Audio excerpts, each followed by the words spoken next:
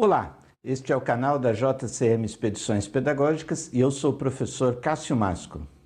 Nós já estávamos na quarta edição da Caminhada Pedagógica pelo Centro de São Paulo, a terceira na Avenida Paulista, já fizemos alguns cursos indo para o distrito de Paranapiacaba, um distrito aqui de Santo André.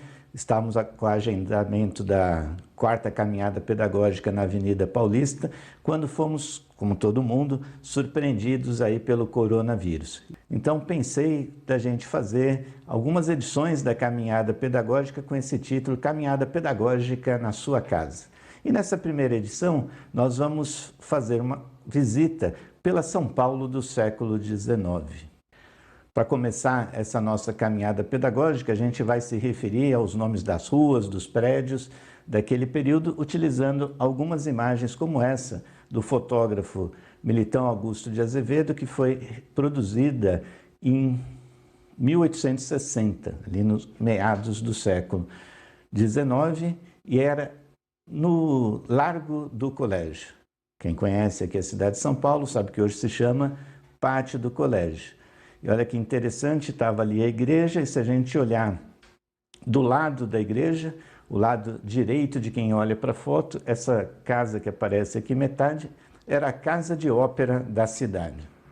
Se a gente seguisse por essa rua, que está aí do lado da igreja e da casa de ópera, a gente ia cair na Rua do Carmo. Hoje a Rua do Carmo está dividida, esse pedaço se chama Rua Roberto Simson. Na época era tudo Rua do Carmo. Seguindo pela Rua do Carmo, a gente ia encontrar um solar ali muito famoso, que é o solar da Dona Domitila, popularmente conhecida aí como Marquesa de Santos.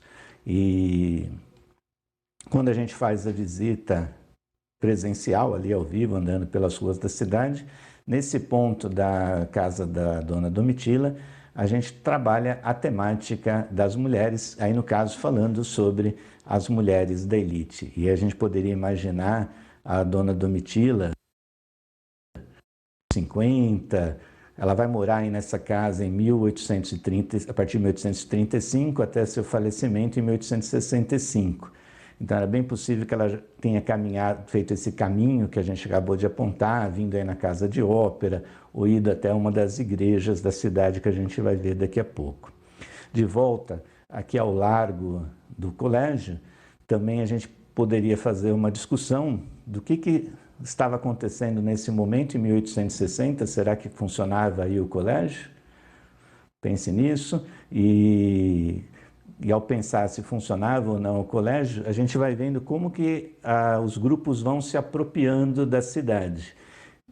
Ali, nesse momento, a gente poderia discutir aí, tanto como um território indígena, que está, nesse momento, apagado da memória da cidade, também ali como um território da missão jesuítica, fazer uma discussão, e fazer uma outra discussão como depois a cidade e grupos se apropriam desse espaço. Seguindo, margeando pelo alto da colina o rio Tamanduateí, dessa colina histórica, a gente ia chegar lá numa das extremidades dessa colina, que é a Ordem Beneditina, a Igreja de São Bento, o Mosteiro de São Bento. Um fotógrafo desconhecido, produzido em 1892. Se você comparar com a atual edificação do Mosteiro de São Bento e a Basílica de Nossa Senhora, que é a igreja que está ali no Mosteiro de São Bento, ela já está bem diferente, ela é uma construção atual, é uma construção de 1921. Mas a boa parte desses prédios que a gente vê aqui no canto da foto continuam lá, e aí a gente pode fazer algumas comparações de permanências e mudanças. Veja que já temos uma presença de carro no final do século XIX, e aqui também é um espaço para a gente fazer outras discussões, de novo, sobre os territórios indígenas, porque aí, em frente ao altar da atual igreja, o corpo está sepultado ali, o corpo do bandeirante Fernão Dias e sua esposa, porque Fernão Dias teria contribuído aí para a reforma lá da capela, que vai se transformar na igreja, e o mosteiro de São Bento, que vai chegar em 1892 com essa configuração. Mas a gente pensar de novo o espaço dos territórios indígenas e também começar a falar da presença negra em São Paulo. No século anterior, um escravo super famoso que vai trabalhar muito bem com as pedras, chamado Tebas, ele vai ser reconhecido atualmente como o arquiteto escravo, o arquiteto negro. Teve importante participação na construção aí de São Bento, da igreja. E também é outro assunto para a gente discutir quando a gente faz lá a caminhada pedagógica pelo centro de São Paulo. Então, se a gente pudesse subir na torre da igreja, como subiu o fotógrafo Militão, e fazer uma foto em direção à Rua São Bento, a gente ia ter essa visão aí no final do século XIX. Veja que interessante ali aquela casa Banhos da Sereia, uma casa de banhos. A gente costuma conversar um pouco sobre como que era a vida nessa vila colonial. Se a gente, já não mais colônia, né? Nós estamos em 1800 e pouco, mas o tipo de construção ainda típico de uma vila colonial, que são essas casas geminadas, com o comércio embaixo, moradia em cima, né? Como que funcionava essa questão dos banhos, etc. Então, a gente vai seguir agora aí pela rua São Bento, e a gente chegaria um pouco mais adiante na Praça Nossa Senhora do Rosário. Essa Praça Nossa Senhora do Rosário era onde ficava a Igreja Nossa Senhora do Rosário dos Homens Pretos. Hoje essa praça se chama Antônio Prado. Então, para quem conhece o centro de São Paulo, imagina que você andou pela São Bento, entrou na Antônio Prado. Se você seguir adiante, nós vamos cair ali numa rua super importante da época, que era a Rua da Imperatriz. Como se chama essa rua hoje? Quem conhece vai dizer que é a Rua 15 de Novembro. Isso, acertou. Se a gente se vira em direção à Praça do Rosário, a gente vai ver a Igreja Nossa Senhora do Rosário dos Homens Pretos. Essa igreja não está mais lá, assim como essas casas, né? Elas foram todas demolidas aí para virar a Rua 15 de Novembro.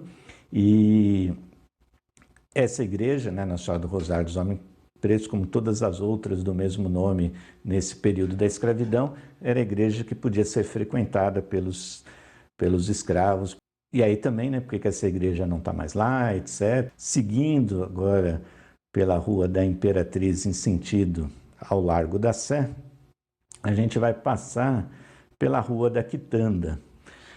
Nessa foto também do Militão, de 1862, ele está do lado oposto da gente. Ele está lá na outra ponta da Rua da Quitanda, fotografando em sentido à Rua da Imperatriz. E a gente vê lá no fundo da foto a torre da igreja, né? O campanário. De novo, aquilo que a gente já comentou, observem aí o casario, as pessoas, né? A carroça, etc.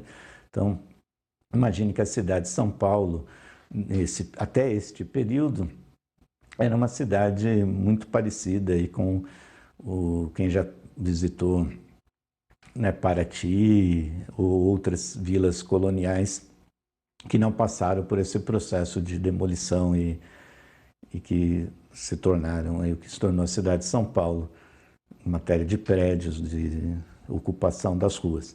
Pois bem, aqui na direção da Rua da Quitanda, por conta do nome, a gente faz uma outra conversa na nossa caminhada ao vivo, quando a gente está lá pelas ruas, efetivamente, onde a gente fala das mulheres novamente, só que agora a gente vai falar das quitandeiras e das padeiras, porque quando a gente falou da Domitila, a gente falou sobre as mulheres da elite, e já vai procurando desmistificar um pouco aquela ideia da mulher da elite bordando, se preparando, né, para ser a esposa. As outras mulheres também aqui da cidade de São Paulo tinham uma vida bastante ativa, né, como as quitandeiras e as padeiras, e a gente conta um pouco a história delas Aí a gente segue pela Rua da Imperatriz, que, como eu já disse, hoje se chama 15 de novembro, vai chegar no Largo da Sé. E aí a gente tem uma boa dimensão do que era a cidade de São Paulo no século XIX. Você deve estar se perguntando aí, cadê a Catedral Metropolitana de São Paulo, ou popularmente como as pessoas falam, Catedral da Sé, né? Ela ainda não existia. No final da rua, observe, nós temos lá a igreja de São Gonçalo. Essa igreja ainda existe. E a gente caminhando então por essa rua, em 1860, 1880, nós vamos chegar aqui no Largo de São Gonçalo, Praça de São Gonçalo. Hoje é Praça João Mendes, mas anteriormente, antes de ser Praça São Gonçalo, aí era Praça da Cadeia. Então veja que nós estamos numa região que já começa a ficar afastado daquele triângulo histórico, nós já estamos saindo fora da cidade de São Paulo, estamos indo para o que hoje a gente chamaria de periferia. E a igreja aí de São Gonçalo, ela ainda existe. Vou mostrar aqui uma foto atual dela. Hoje aí se chama Praça João Mendes, e até na fachada dessa igreja tem esses nomes anteriores que eu acabei de citar. Então, nesta foto, e ele está aí nessa ponta, olhando para o que hoje seria a João Mendes. Praça João Mendes e vamos supor, o Fórum de João Mendes, que obviamente não existia. E aí aparece essa outra igreja, que é a Igreja Nossa Senhora dos Remédios, que também já não existe mais, foi demolida em 1942, ao alargar aí a avenida e remodelação da Praça João Mendes. Essa igreja, a gente também chega até ela, até o lugar dela, para fazer uma discussão, retomar a discussão agora da temática dos negros como um território negro. Porque essa igreja ela tem uma importante atuação nas campanhas abolicionistas aqui de São Paulo. Praticamente colado aí com a igreja Nossa Senhora dos Remédios, ficava a Praça do Pelourinho, hoje Largo 7 de Setembro.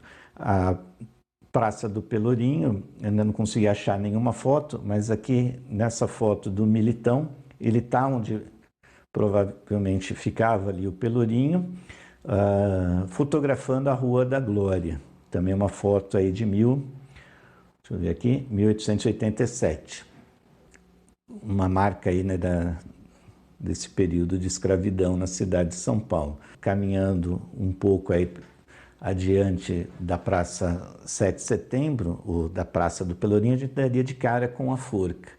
Eu trago essa foto recente, né, dos anos 80, para a gente se situar, e porque lá, veja que quando podia ter propaganda na cidade de São Paulo, tinha um outdoor ali de velas, porque a marca dessa igreja é o acendimento de velas, e a Igreja Católica teria mandado erguer essa igreja em 1821, porque justamente esses devotos, né, serem atendidos aí na sua fé de acender a vela nesse lugar onde era a forca. E ao lado nós tínhamos o cemitério. Nesse cemitério, que tinha a capela ali, Nossa Senhora dos Aflitos, era o cemitério onde eram enterrados indígenas enforcados. Então, o Chaguinhas foi sepultado ali, e escravos que não faziam parte da Irmandade Nossa Senhora do Rosário dos Homens Pretos. Quando foi criado o Cemitério da Consolação, esse cemitério foi desativado, dizia-se que os corpos tinham sido todos removidos, ele foi loteado, e a configuração da região hoje é assim. Então, também para a gente pensar novamente a ocupação do território, é um ponto bem legal para a gente visitar. Enfim, foi um breve roteiro aqui que a gente fez com imagens. A nossa caminhada lá dura 3 horas, porque a gente vai contando essas histórias, as pessoas vão participando, a gente vai fazendo paradas, vai fazendo fotografias. Espero que quem já foi em uma das nossas caminhadas pedagógicas, tem aproveitado para matar as saudades. Quem não foi ainda, fica aí o convite para quando a gente superar essa fase aí da pandemia, venha nos conhecer, venha fazer parte dessa caminhada. E também que esse vídeo te ajude a conhecer um pouco da cidade de São Paulo. Espero que vocês tenham gostado, curtam e em breve venha participar da gente de uma caminhada pedagógica. Um abraço e até o próximo vídeo.